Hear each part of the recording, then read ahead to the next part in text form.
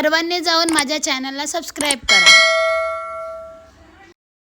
ब्राह्मणद्वारे परिषेद दीपघंटी कलश पूजन ब्राह्मणद्वारे परिषेद तथा श्रीनाथ पूजन ब्राह्मणद्वारे.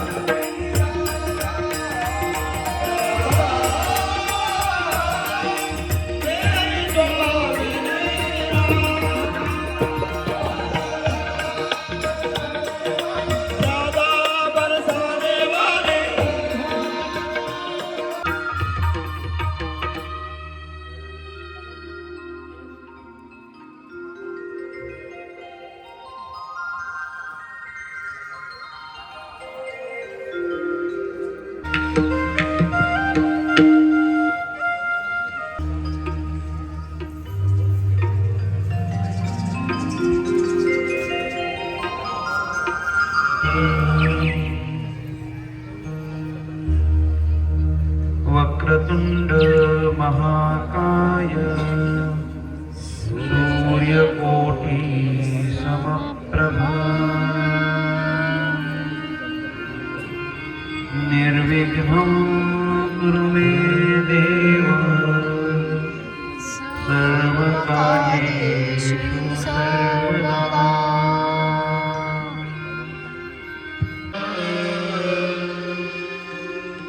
तयाचा हरीख वाटे देवा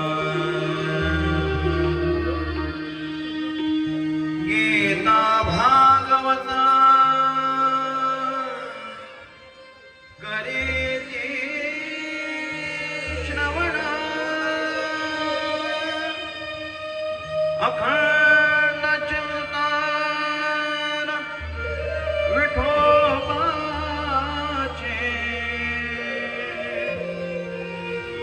तुका म्हणे माझा.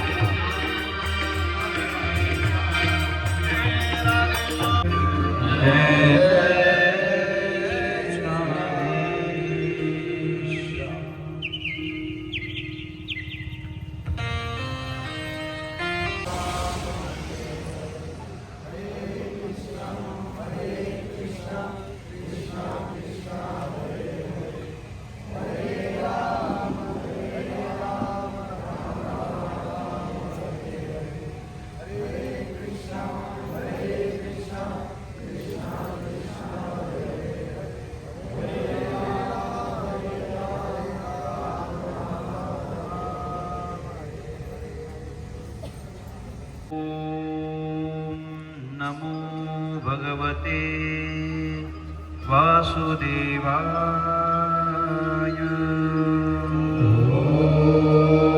नमो भगवते वासुदेवाय।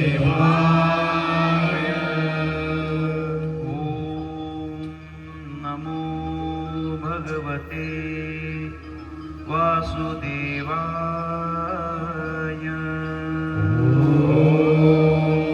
नमो भगवते वासुदेवाय। राधेश्याम।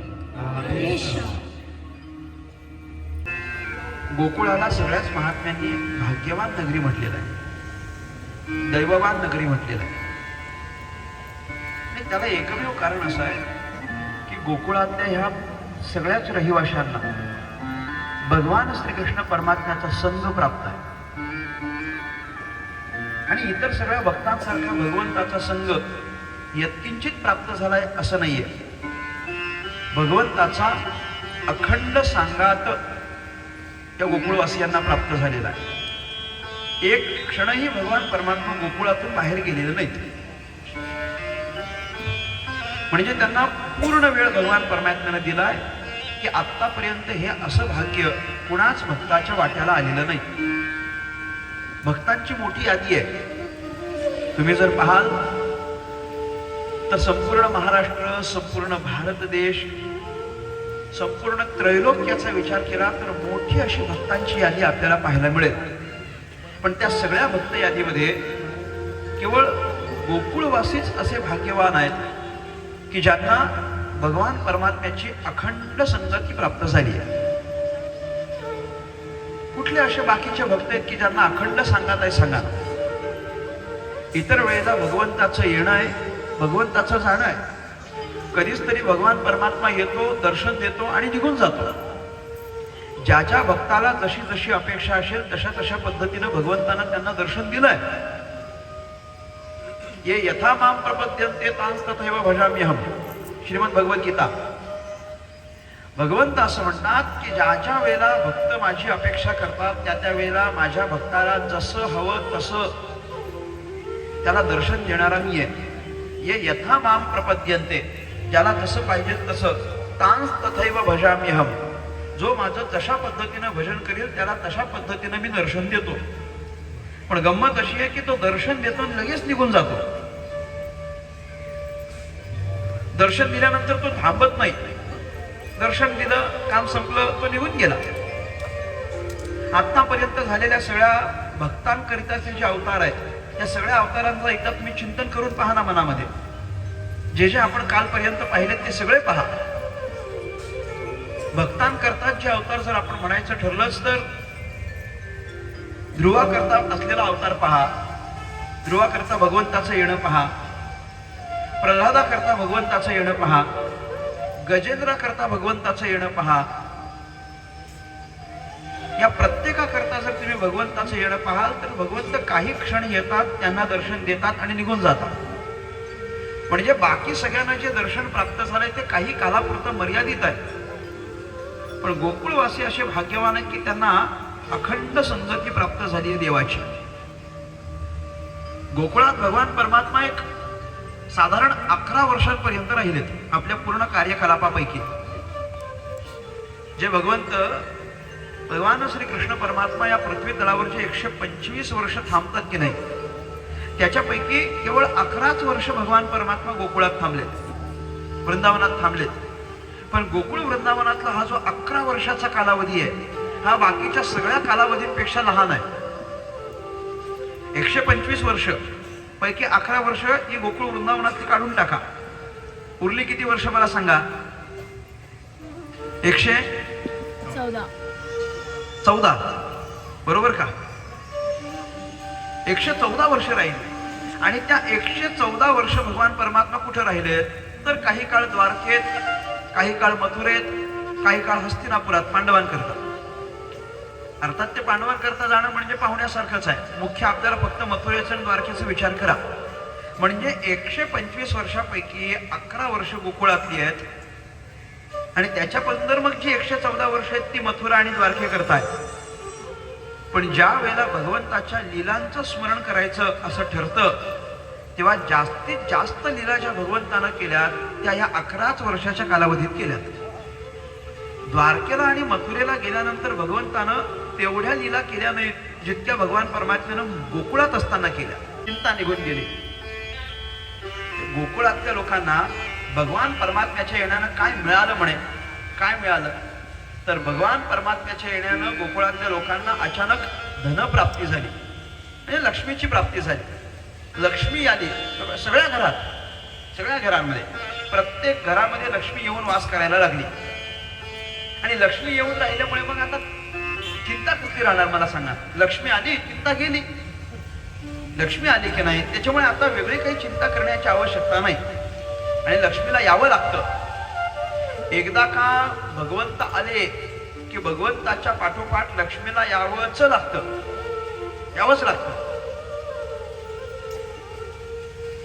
ज्यानं भगवंताकरता प्रयत्न केले, राहू द्या आता पुढचे पदार्थ येतील ना ते इकडं ठेव कुठेच. आमचा देव पण आज आनंद झाला असेल गिरीवर. कसले पदार्थ आहेत ते आपण फक्त 56च बघितले होते, आता मला मोजमाप पण करता येणार नाही. ते लक्ष्मी आली म्हणे आणि लक्ष्मीचा येण्याचा काय परिणाम तर आनंद झाला प्रत्येकाला. मी म्हणत होतो की लक्ष्मी आली कारण देव आलेत ना, आणि देव आल्यानंतर पुन्हा लक्ष्मीला येण्याकरता काही स्वतंत्र प्रयत्न करावे लागत नाही. देव आले, लक्ष्मी आपोआप येते. लक्ष्मी आपोआप येते. आपण प्रयत्न करायचे असतात ते देवा करता, लक्ष्मी करता नाही. तुम्ही देवा करता प्रयत्न करा, लक्ष्मी आपोआप येते. तिला यावंच लागतं. पण देव कधी कधी मनातल्या मनात विचार करतो माझे भक्त फार बिलंदर आहेत, हे भक्ती माझी करतात आणि मागण्याची वेळ येते तेव्हा लक्ष्मीला मागतात, तेव्हा मला नाही मागत. आणि तेव्हाच जर मला मागितलं असतं तर लक्ष्मीसाठी तुम्हाला वेगळे प्रयत्न करावे लागणार नाहीत, कारण लक्ष्मी ही भगवंताची दासी आहे ना.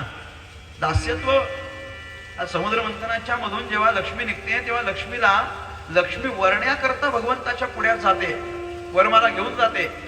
इतर सगळ्यांकडे पाहते पण पाहून न पाहिल्यासारखं करते, कारण प्रत्येकामध्ये काहीतरी अवगुण आहे.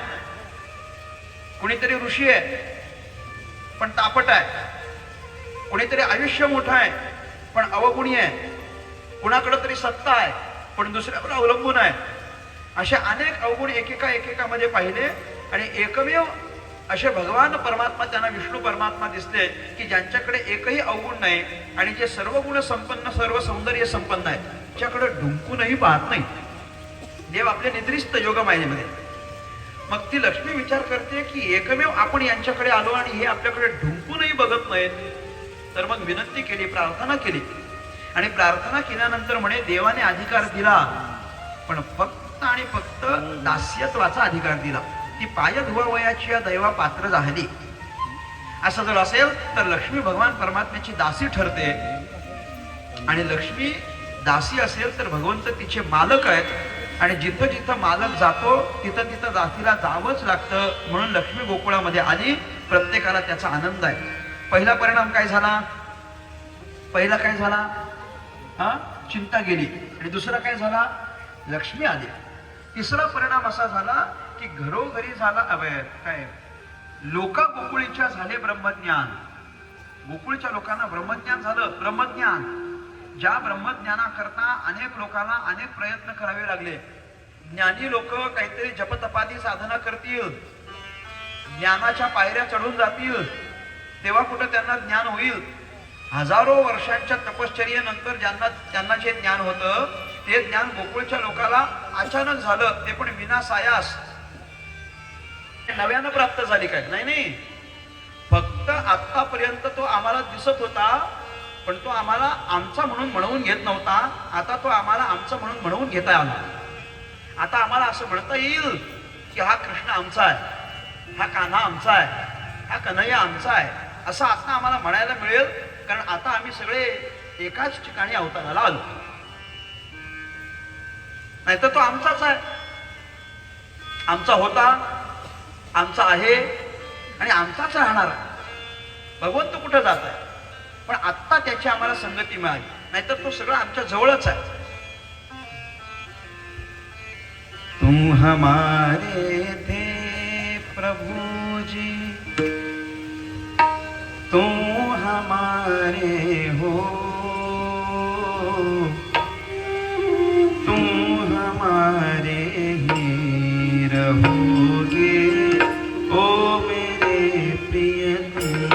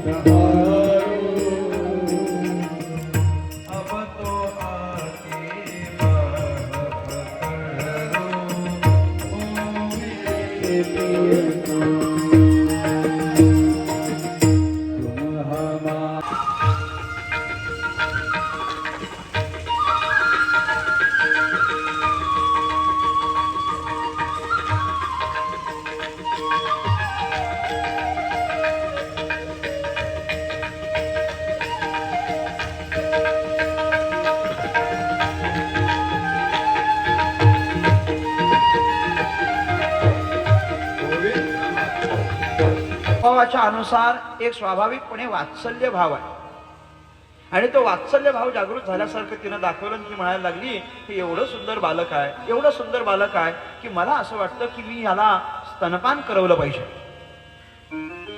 कुठल्या मायेत यशोदा पण होती कुणास ठाऊक, पण यशोदा पण परवानगी देते आणि मग तिनं त्या कृष्ण परमात्म्याला स्तनपान करवलं. भगवंतानं सुद्धा पुतनेकडून स्तनपान करवून घेतलं, पण ते स्तनपान करवून घेत असताना भगवंतानं डोळे बंद केले. उघड्या डोळ्याने नाही, बंद डोळ्याने. विचारवंतांनी याचे चांगले भाव काढले. हरिसुरींची जी एक टीका आहे श्रीमद भागवतावर, त्याच्यामध्ये त्यांनी बरीच कारणं सांगितलेली आहेत की पुतनेकडून स्तनपान करवून घेत असताना भगवंतानं डोळे का बंद केले, का बंद केलेत डोळे. त्याचं पहिलं कारण त्यांनी असं सांगितलं, डोळे बंद केलेत याचं कारण काय आहे, ही आपल्याकडे जी आली आहे ती चांगल्या भावनेनं आली नाही. अंतःकरणात द्वेषपूर्ण भावनेनं जर आली असेल तर द्वेषपूर्ण भावनेनं आपल्याकडे जो आलाय त्याला आपण नच पाहिलेलं बरं म्हणून डोळे बंद केले. द्वेष भरून आली की नाही, आणि द्वेष भरून आलेली असल्या कारणानं आता आपण तिला न पाहिलेलं बरं.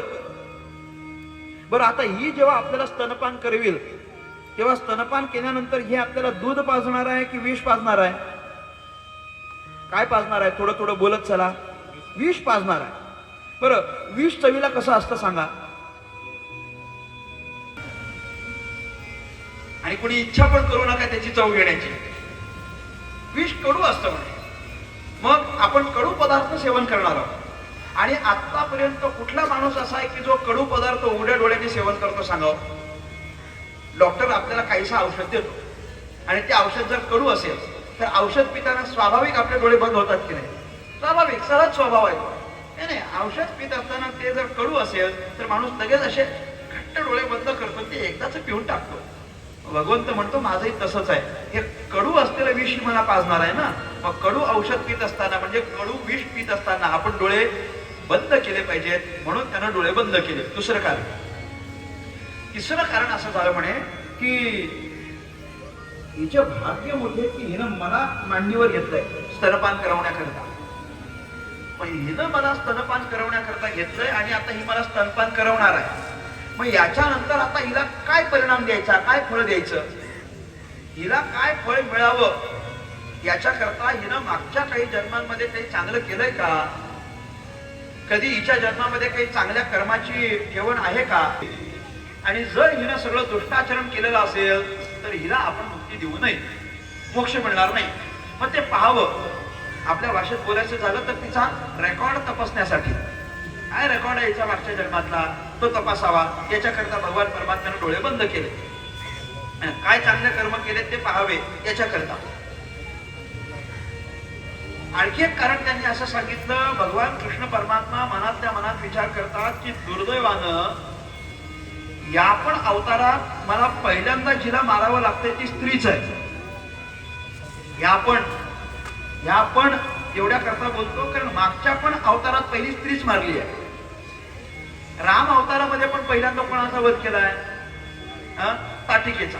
बरोबर, म्हणजे ताटिकेचा जर पहिल्यांदा वध केला असेल तर मागच्या जन्मात पण पहिल्यांदा वध केला तो स्त्रीचाच. आणि याही जन्मात आपल्याला जिला पहिल्यांदा मारायचंय ती कोण आहे, स्त्रीच आहे. काय हे दुर्दैव आपल्या पाठीशी म्हणून डोळे बंद केले. बरं, मागच्या जन्मातली त्राटिका म्हणजे पण अविद्याच होती आणि या जन्मातली या अवतारातली असलेली पुतना म्हणजे पण अविद्याच आहे. आणि अविद्येचा नाश करायचा आहे, डोळे बंद, म्हणून डोळे बंद करून घेतले.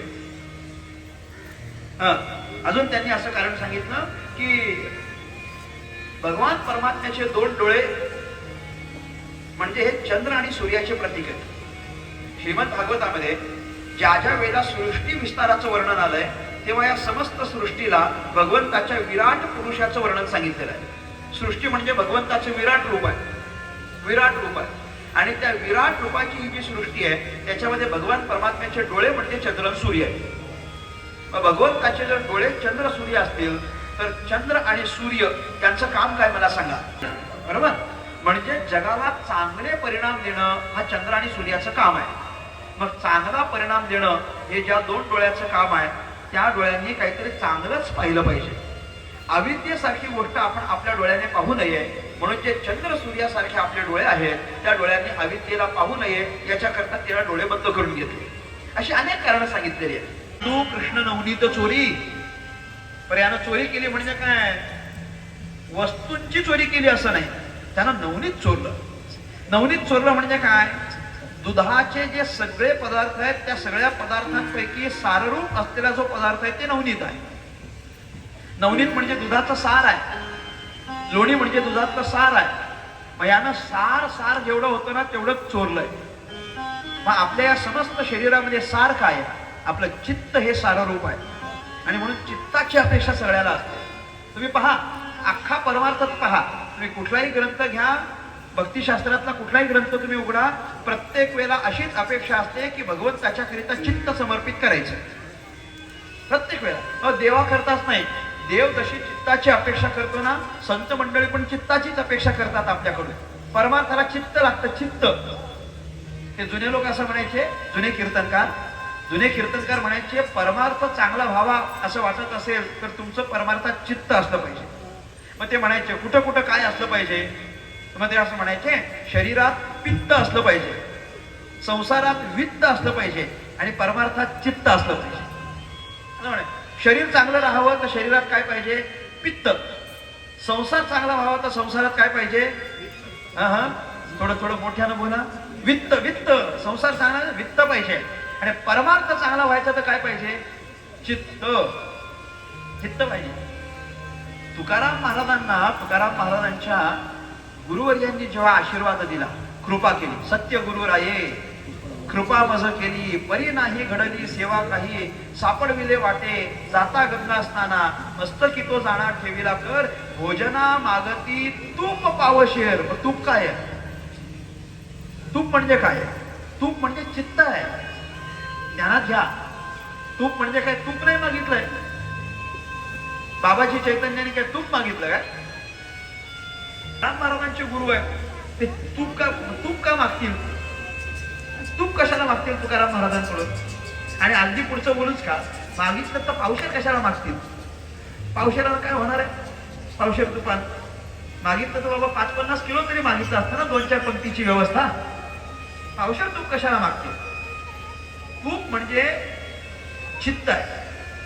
भोजना मागती तूप पावशेर काय आहे, त्याला समीकरण करत असताना तूप म्हणजे आपलं अंतःकरण सांगितलंय, आपलं अंतःकरण सांगितलं. अंतःकरणाचे 4 भाग असतात, मन, बुद्धी, चित्त आणि अहंकार. आणि या मन, बुद्धी, चित्त, अहंकारापैकी त्यांना फक्त एकच भाग पाहिजे, पावशेर. आणि पावशेर म्हणजे 4चा किती भाग, 1, बरोबर ना. 4चा पावशेर म्हणजे किती, 1 असेल तर मग मन, बुद्धी, चित्त, अहंकार या अख्ख्या अंतःकरणापैकी भगवान परमात्म्याच्या भजनाकरता फक्त एकच भाग लागतो आणि तो चित्त. मृदू सवाह्य नवनीत जैसे सज्जनाचे चित्त.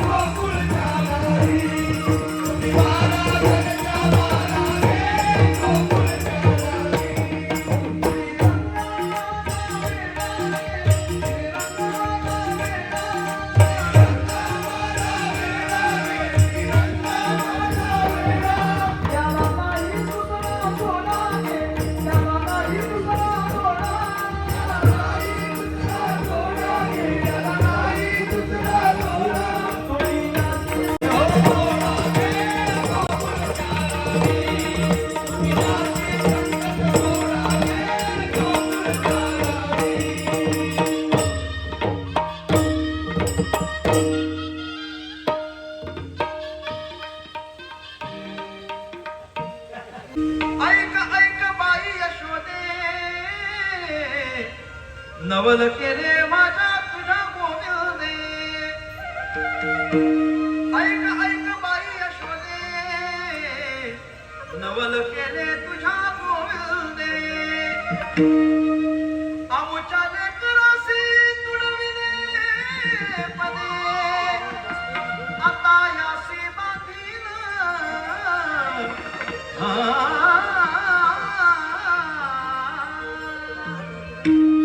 आवरी आवरी आपला कान्हा, आपला कान्हा, आपला कान्हा. नाशी येल्या आमुच्या, नाशी येल्या आमुच्या, नाशी येल्या आमुच्या.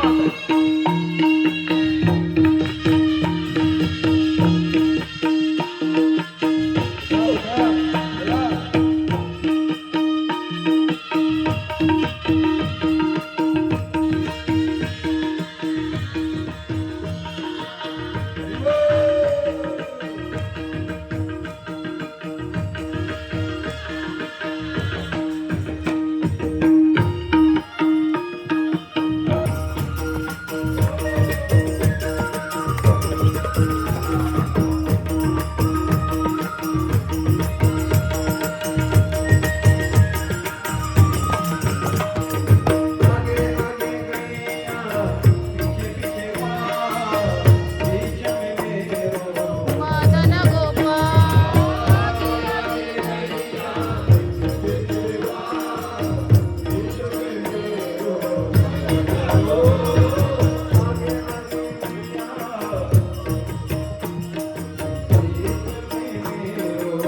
मदन गोपाळ. काली काली गैया गोरे गोरे ग्वाल, श्याम वरण मेरो काली काली गैया गोरे गोरे गाल, श्याम वरण मेरो मदन गोपाल. श्याम वरण मेरो मदन गोपाल, श्याम वरण मेरो मदन गोपाल. श्याम वरण मेरो मदन गोपाल.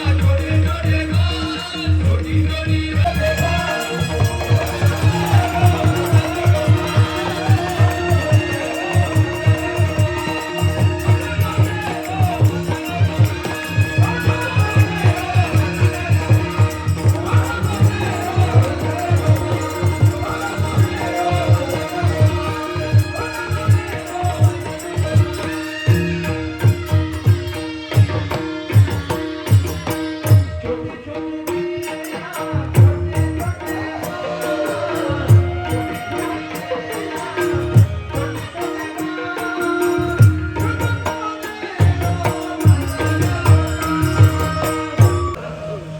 द्वेष करणारा भक्त नसतो. त्यांनी द्वेष नाही केलं, उलट त्या सगळ्या गवळणी म्हणतात वा वा काय बासरी भाग्यवान आहे, काय तिचं दैव आहे. आम्हाला कुणाला भगवंताचं आधारामृत मिळत नाही, पण त्या बासुरीला मात्र मिळतंय. तिला प्रश्न केलाय, काय ग बाई काय केलंस काय तू असं की भगवंताच्या आधारामृत तुला मिळालंय, ते स्थान की जे जगात कुणालाच मिळालं नाही ते तुला मिळालंय, केलंस तरी काय. त्या बासरीनं सांगावं केलं काय, अरे खडतर प्रयत्न केलेत तेव्हा कुठं मला याच्या आदराचं स्थान मिळतंय. अधराचं स्थान आणि आदराचं स्थान आदरामृतावर आहे, सामान्य नाहीये. मी ऊन झेललंय, मी पाऊस झेललाय, मी सगळे ऋतू झेललेत आणि ऋतू झेलून मी स्वतःला तयार केलंय. पहा ना तुम्ही, ते बांबूचं झाड जेव्हा वाढत असतं ना तेव्हा त्याला सगळे ऋतू सहन करावे लागतात. तसं मी सगळं सहन केलंय. मी ऊन सहन केलंय, मी वारा सहन केलाय, मी पाऊस सहन केलाय, मी सगळे ऋतू समानपणे सहन केलेत. बरं, सहन केल्यानंतर सुद्धा चांगली गोष्ट अशी आहे की मी जेव्हा भगवंताच्या हातात जाते तेव्हा मी पूर्ण मोकळी होऊन जाते. ती पूर्ण मोकळी आहे. बासरी पहा, अलीकडच्या बाजूने पाहिलं तर पलीकडच्या बाजूचं सगळं दिसेल एवढी ती मोकळी आहे. म्हणजे देवाकडे जात असताना मोकळं जायचं असतं, गाठी ठेवून जायचं नसतं. बासरीनं शिकवलंय, माझ्यात गाठ नाही, मी पूर्ण मोकळी आहे. बरं, पूर्ण मोकळी आहे म्हणून मी वाचते असं नाही, मी माझ्यावर 7 छिद्र करून घेतलेत, म्हणजे तेही दुःख मी सहन केलेलं आहे. ऊन झेललंय, पाऊस झेललाय, वारा झेललाय, ऋतू झेललेत, आतून मोकळी झाली आहे, अनेक छिद्र माझ्या शरीरावर झालेत, एवढं मी सहन केलंय. आणि देव मला का जवळ करतो माहितीये, का जवळ करतो माहितीये, एवढं सगळं होऊन पण जेव्हा मी त्याच्या अधरामृतावर जाते त्यावेळेला मी तेच सादर करते जे देवाला पाहिजे असतं. माझ्या मनाचं मी काहीच सादर करत नाही. जेव्हा मी वाचते तेव्हा भगवंताला जे पाहिजे तसं मी वाचले, मी माझ्या मनाचं वाजत नाही. म्हणजे भगवंताच्या पुढ्यात गेल्यानंतर भक्ती ती करायची जी देवाला प्रिय आहे, जी आपल्याला प्रिय आहे ती नाही. भगवंताला प्रिय जे आहे ना तेच करायचं आहे. त्यामुळे हे वेणुनाद भगवान परमात्म्यानं करायचं, ते वेणूचं बासरीचं पावा हा त्याच्यामधला तिसरा प्रकार.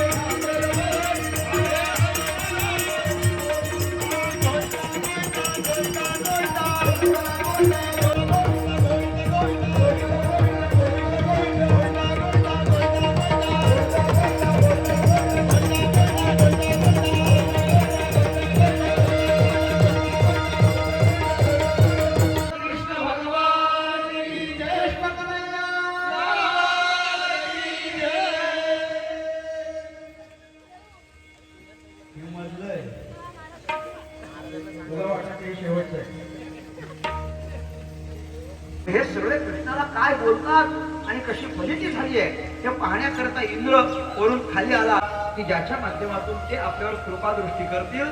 त्यांनी कृपादृष्टी केली तर आपल्याला सुखाचं होईल, म्हणून त्यांचं पूजन तुम्ही करा. गिरिराज धरण लीजो तुम्हारी शरण, गिरिराज धरण तुम्हारी शरण, लीजो तुम्हारी शरण, तुम्हारी शरण, लीजो तुम्हारी शरण, तुम्हारी शरण, लीजो तुम्हारी